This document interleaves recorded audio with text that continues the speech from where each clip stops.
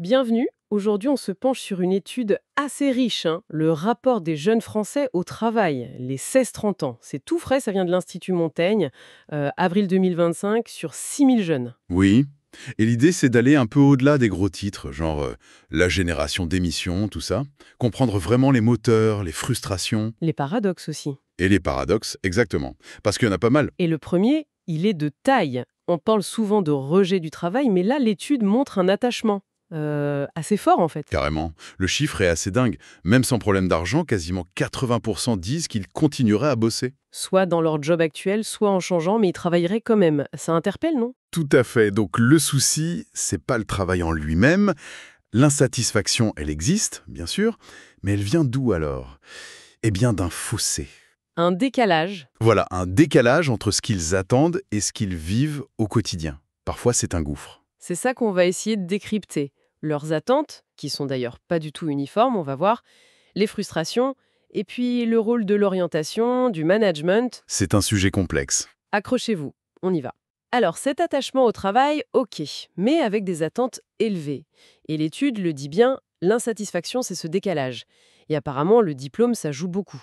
Plus t'es diplômé, plus t'attends de choses. C'est une tendance très nette, oui. Plus le niveau d'études est haut, plus les exigences grimpent. Le salaire, bien sûr, mais aussi l'intérêt du boulot, la reconnaissance, l'autonomie, l'équilibre vie pro-vie perso, les chances d'évoluer. La totale, quoi. Voilà, la liste est longue. Mais attention, l'étude nuance. C'est pas juste le niveau. La filière aussi, ça compte. Exactement. Surtout dans le pro. Par exemple, un jeune qui sort d'une filière pro dans les services, Genre commerce, hôtellerie. oui, voilà. Il aura des attentes bien plus élevées qu'un jeune qui sort d'une filière pro dans la production, l'industrie par exemple. Et il serait moins prêt à revoir ses ambitions à la baisse. Intéressant. Et dans ces filières services, il y a beaucoup de jeunes femmes, non? Oui, elles sont surreprésentées. Et l'étude suggère un truc. Peut-être qu'elles anticipent déjà des conditions plus difficiles, plus de stress, plus de ce qu'ils appellent les contraintes émotionnelles. Justement, c'est quoi ça, les contraintes émotionnelles? C'est nouveau comme terme, un peu? En gros, c'est tout ce qui est tension relationnelle au travail. Le contact avec un public parfois difficile, les prises de tête avec les collègues ou la hiérarchie. D'accord. Le relationnel pur et dur. C'est ça. Et l'étude montre que ça pèse hyper lourd, parfois plus que la fatigue physique, tu vois. Le stress qui vient de là, c'est le deuxième critère cité par les jeunes débutants pour juger leurs conditions de travail. Ah ouais, quand même. C'est un vrai changement par rapport aux générations d'avant, peut-être. Probablement. L'accent est moins mis sur l'effort physique pur et beaucoup plus sur le mental, le relationnel. Donc cette qualité de vie, ce stress, c'est crucial. Mais la question du salaire, elle reste quand même centrale, non? L'étude le dit. Pour presque 60%, le boulot, c'est d'abord pour gagner sa vie. Bah oui, forcément. Ça tord un peu le coup à l'image du jeune Tanguy qui veut pas quitter papa-maman, quoi. Complètement. L'indépendance financière, quand tu démarres, c'est essentiel. Donc logiquement, le salaire, c'est l'attente numéro un. Mais là où ça devient vraiment intéressant, c'est quand on regarde où sont les frustrations. Où est-ce que ça coince le plus entre ce qu'ils veulent et ce qu'ils ont. Et alors, le verdict? Sans surprise, la rémunération arrive en tête des frustrations. Le décalage est fort. Mais juste derrière, on a tout un bloc lié à la qualité de vie. C'est-à-dire? Le niveau de stress, l'équilibre travail-temps libre, et même des choses plus précises comme les possibilités de télétravail ou l'autonomie pour organiser ses horaires. Sur tous ces points, beaucoup de jeunes sont déçus. On parlait des diplômes tout à l'heure. Et là, il y a un autre paradoxe qui ressort, c'est que les plus diplômés sont pas forcément les plus satisfaits. Oui, c'est assez frappant. Ceux qui vivent le plus grand écart, la plus grosse frustration, entre leurs aspirations, souvent très hautes, et la réalité du marché du travail, ce sont les diplômés de lettres, de sciences humaines et sociales. Les filières universitaires type histoire, sociaux, philo. Voilà, c'est eux qui ont le plus de mal à trouver des postes qui correspondent à la fois à leurs attentes de sens, d'intérêt intellectuel, et à leurs attentes de rémunération ou de statut. Et l'ironie, c'est que souvent, ils viennent de milieux sociaux plus favorisés. Oui, que ceux qui font des études plus courtes et professionnalisantes, genre BTS, DUT. Eux, même dans les services, semblent avoir une meilleure adéquation. C'est comme si leurs attentes étaient peut-être plus ancrées dans la réalité du marché, ou que le marché répondait mieux à leur profil. En tout cas, ce que l'étude souligne vraiment. Oui, Le point clé, c'est ça. Ce qui influence le plus la satisfaction au final, c'est pas tant le diplôme en soi ou le type de contrat. C'est vraiment la perception de cet écart, le ressenti de la frustration. C'est ça qui est déterminant. Parlons d'un sujet souvent délicat, le genre. L'étude apporte une nuance importante. Apparemment, si on demande juste « Êtes-vous satisfait de votre travail ?», la note moyenne est quasi la même pour les hommes et les femmes. Oui, à quelques dixièmes près, genre 6,5 pour les femmes, 6,8 pour les hommes sur 10. C'est très proche. Alors, comment on explique ça? Parce que d'un autre côté, C'est là qu'est le paradoxe. Si tu creuses un peu, sur des points précis, les femmes expriment des frustrations beaucoup plus fortes. sur quoi par exemple? Sur les trucs essentiels. Le salaire, le niveau de stress, la difficulté à jongler entre le pro et le perso. Là, l'écart entre ce qu'elles attendent et ce qu'elles vivent est bien plus marqué que chez les hommes. Et il y a des raisons objectives que l'étude rappelle d'ailleurs. Bien sûr, les inégalités de salaire qui persistent, même à poste égal. Le fait qu'elles soient plus souvent dans des métiers de service, au contact du public, donc plus exposées à ces fameuses contraintes émotionnelles. Et la charge mentale pour concilier les temps de vie, souvent plus lourde. Tout ça joue, évidemment. Mais ce qui est vraiment intéressant, c'est ce que les chercheurs appellent le paradoxe de la voix, en référence à Hirschman, un économiste. On y reviendra. Oui.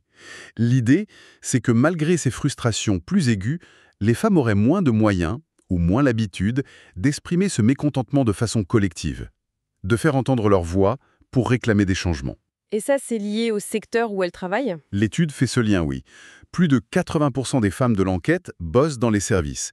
Commerce, hôtellerie-restauration, le HCR, santé, social. Des secteurs où les syndicats sont moins présents historiquement? Voilà, moins de culture de la négociation collective, moins de structures pour porter des revendications spécifiques, comparé à l'industrie par exemple, où les hommes sont plus nombreux et où cette culture est plus forte. Du coup, ça pourrait expliquer le paradoxe. Des frustrations réelles et fortes sur des points clés, mais une note de satisfaction globale qui reste élevée. C'est comme si cette insatisfaction avait du mal à s'exprimer, à être canalisée. C'est une interprétation, oui. Une insatisfaction peut-être plus diffuse, moins politisée ou moins exprimée collectivement, qui finit par ne pas trop peser sur la note générale qu'on donne à son travail, mais qui est bien là au quotidien. Autre point mis en avant par l'étude, le poids de l'orientation scolaire. Ça a l'air d'être un facteur déterminant pour la suite. Une orientation ratée, ça laisse des traces. Et pas qu'un peu. L'étude dit que l'impact est déterminant et durable. Et c'est pas marginal. Plus d'un quart des jeunes regrettent leur orientation. Et ce chiffre grimpe après l'entrée sur le marché du travail. Ah ouais? Ils réalisent après coup? Voilà. Et si tu ajoutes ceux qui trouvent qu'ils ont manqué d'infos, on dépasse la moitié des jeunes qui ont un regard critique sur leur orientation. C'est énorme. Et qui sont les plus critiques? On retrouve les mêmes profils? Assez, oui. Les moins diplômés, les femmes qui disent avoir eu moins de soutien, les jeunes des filières pro, de services, une fois qu'ils voient la réalité du marché, et encore et toujours nos diplômés de lettres et SHS. Et pour s'orienter, ils se tournent vers qui? Surprise? Ou pas? C'est d'abord la mère, citée par 71%, puis Internet à 69%. Loin devant les profs, le père, et tout en bas, les organismes officiels. Les CIO, les missions locales? Oui, ces structures spécialisées sont les moins utilisées. Moins de la moitié y va. Et c'est là qu'est le paradoxe. Lequel? C'est que ceux qui vont dans ces structures trouvent que l'aide reçue est la plus efficace pour être satisfait de son orientation. Il y a un décalage entre l'utilité perçue par ceux qui l'utilisent et le recours effectif. Et probablement une inégalité d'accès, j'imagine. Exactement. Les jeunes des filières pro courtes, qui en auraient sans doute le plus besoin, sont ceux qui y vont le moins. Et pour Parcoursup, La fameuse plateforme. bon, la majorité obtient ce qu'elle veut, ok, mais ça reste une source de stress monumentale. Pour presque tout le monde, même ceux qui ont leur premier vœu. Ce que les jeunes demandent, c'est pas tant sa suppression, mais plus de transparence, plus d'accompagnement. Tout ça, ça nuance pas mal d'idées reçues. D'ailleurs, l'étude s'attaque à d'autres clichés. Le quiet quitting, par exemple. Cette idée que les jeunes en feraient le moins possible. Oui, la démission silencieuse. L'étude va plutôt à l'encontre de ça. Ah bon? Comment? Elle montre une corrélation très forte entre quand tu es satisfait de ton boulot, tu es plus satisfait de ta vie en général. Et inversement. Si le travail était juste un truc alimentaire sans importance, ça n'aurait pas autant d'impact sur le bien-être global. Donc, le travail reste central. Ça reste un pilier important. Pour l'intégration, l'épanouissement, c'est pas juste un gagne-pain pour la plupart.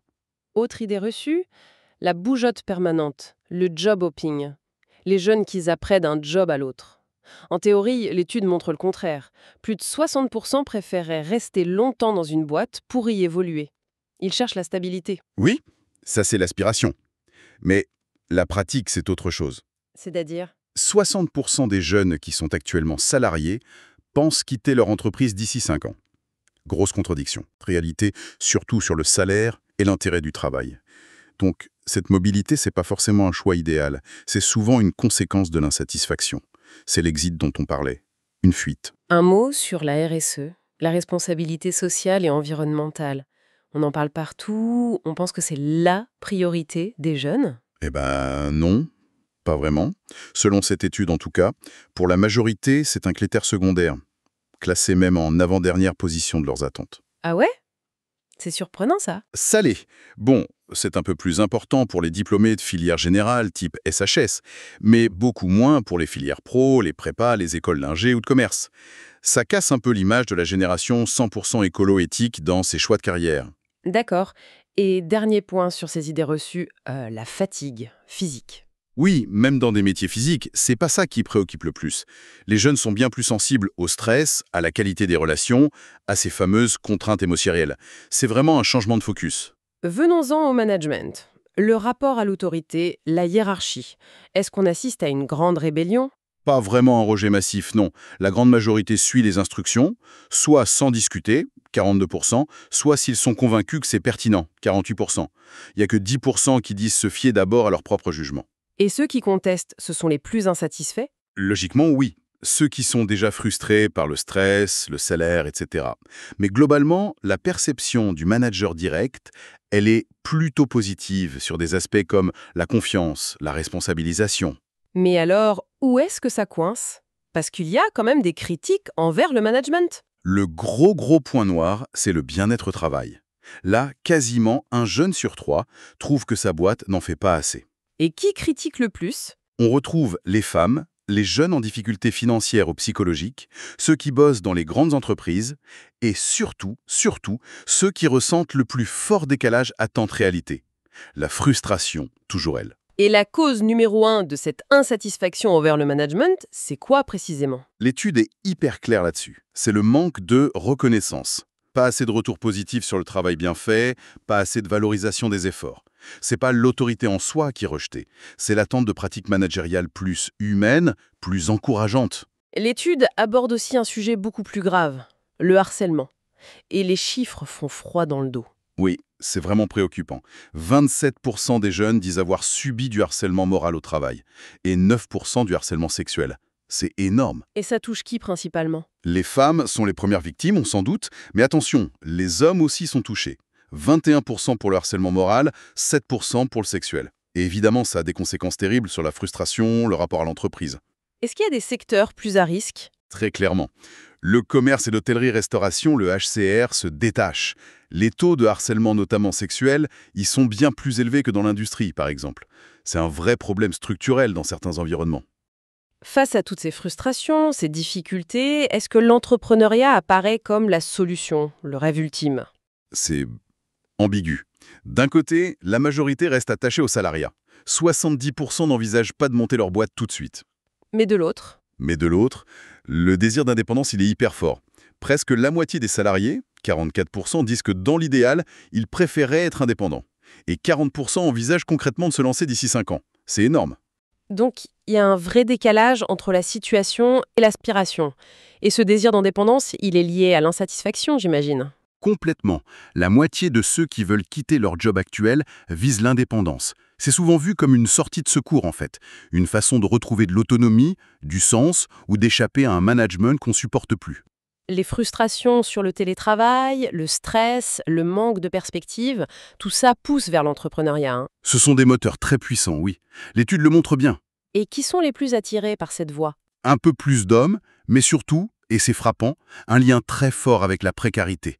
60% des jeunes qui sont le plus en difficulté financière envisagent de se mettre à leur compte. Donc c'est moins le rêve de la start-up qui réussit. Que la recherche d'une solution pour s'en sortir, pour améliorer sa condition. D'ailleurs, la motivation numéro 1, c'est la liberté. Être son propre patron, 37%. Loin devant la réussite financière, 28%, ou le projet personnel, 25%. L'idée de créer une start-up tech, ça ne motive qu'une petite minorité, 10%. Pour y voir plus clair dans toute cette diversité, l'étude propose de classer les jeunes en différents profils. Oui, une typologie basée sur ce fameux écart attente-réalité. Ils identifient 4 grands groupes. D'abord, les frustrés, évidemment. Ils représentent 28%. Ceux qui ont le plus grand décalage. Voilà. Et parmi eux, il y a les contestateurs, 10%, très critiques, qui veulent partir, fuir le salariat. Et les démotivés, 18%, plus résignés, qui disent qu'ils arrêteraient de bosser s'ils le pouvaient. D'accord. Ensuite, le deuxième groupe. Les fatalistes, 20%. Eux, ils n'avaient pas beaucoup d'attentes au départ. Du coup, ils sont moins frustrés, plus résignés. Ils acceptent la situation, même s'ils peuvent critiquer le management. Le troisième groupe. Les rebelles, 20%. Alors eux, c'est intéressant. Ils aiment bien leur travail, mais ils rejettent la hiérarchie, ils critiquent fort le manque de bien-être et ils veulent à tout prix devenir indépendants. C'est l'émancipation qui les motive. Et enfin, le dernier groupe, les plus nombreux. Les satisfaits, 32%. Ils sont bien intégrés, peu de frustration, mais même là, il y a 2 sous-groupes. Les satisfaits stables, 16%, qui cherchent la sécurité, l'attachement à l'entreprise, et les satisfaits mobiles, 16%, qui aiment bouger, changer, saisir les opportunités. Ah, et petite note, c'est quasiment les seuls pour qui la RSO compte un peu. D'accord. Et face à l'insatisfaction, comment réagissent ces différents profils? L'étude utilise la grille d'analyse de Hirschman, Exit, Voice, Loyalty, sortir, parler ou rester fidèle. Exactement. Et ce que l'étude montre, c'est que les stratégies dominantes chez les jeunes sont l'exit, partir, changer de boîte, viser l'indépendance, et la loyalty, rester, soit par satisfaction réelle, les satisfaits, soit par résignation, les fatalistes, une partie des démotivés. Et la voice, la prise de parole, la revendication collective pour changer les choses de l'intérieur. Eh bien, elle semble très peu utilisée. Très peu de jeunes semblent choisir cette voie. Le syndicalisme, l'interpellation des institutions, ça ne semble pas être le réflexe premier pour améliorer sa situation. Et c'est encore plus vrai dans les services, où les femmes sont majoritaires et les frustrations vivent, mais où les structures de voice sont moins présentes. C'est tout à fait ça. Bon, si on essaye de synthétiser un peu cette exploration, on a donc une génération qui, loin de rejeter le travail, y est plutôt attachée. Mais elle est exigeante, très exigeante. Oui, sur la qualité de vie, le sens, la reconnaissance, l'équilibre. Des attentes très fortes qui se heurtent souvent à une réalité jugée décevante. Et ce décalage, qui varie selon le parcours, le genre, etc., il crée des frustrations. Et ces frustrations poussent plutôt vers des stratégies individuelles. C'est ça, la mobilité vue parfois comme une fuite, ou le rêve d'indépendance comme une échappatoire. L'orientation scolaire et surtout les pratiques de management, notamment la reconnaissance, ça apparaît comme des leviers essentiels. Mais visiblement, il y a encore du boulot pour répondre aux attentes. Clairement. Mais le message de fond, c'est que, contrairement aux clichés, le travail reste absolument central. Pour l'identité, pour la satisfaction globale dans la vie de ces jeunes Français. C'est pas du tout un truc secondaire. Et pour finir, la petite pensée qui laisse réfléchir, cette étude pointe quand même une faible mobilisation de la voix collective chez les jeunes pour améliorer leur sort, surtout dans ces secteurs de services très féminisés où les frustrations sont fortes. Oui, et la question qui se pose, c'est si les entreprises, si les institutions ne trouvent pas de nouvelles façons d'entendre ces attentes, d'intégrer ces frustrations qui sont parfois silencieuses, qu'est-ce qui va se passer ? On risque juste d'avoir une multiplication des stratégies individuelles, la fuite vers l'entrepreneuriat pour les uns, la résignation pour les autres. Un espèce de quiet quitting subi plutôt qu'une volonté de transformer les choses collectivement. Et qu'est-ce que ça implique pour le dynamisme au global, pour l'engagement dont on a besoin pour les défis futurs ? Peut-être qu'il faut repenser le dialogue social, trouver des formes nouvelles qui sauraient capter cette énergie complexe, ces frustrations, et les transformer en quelque chose de positif. Vaste sujet. Vaste programme, en effet.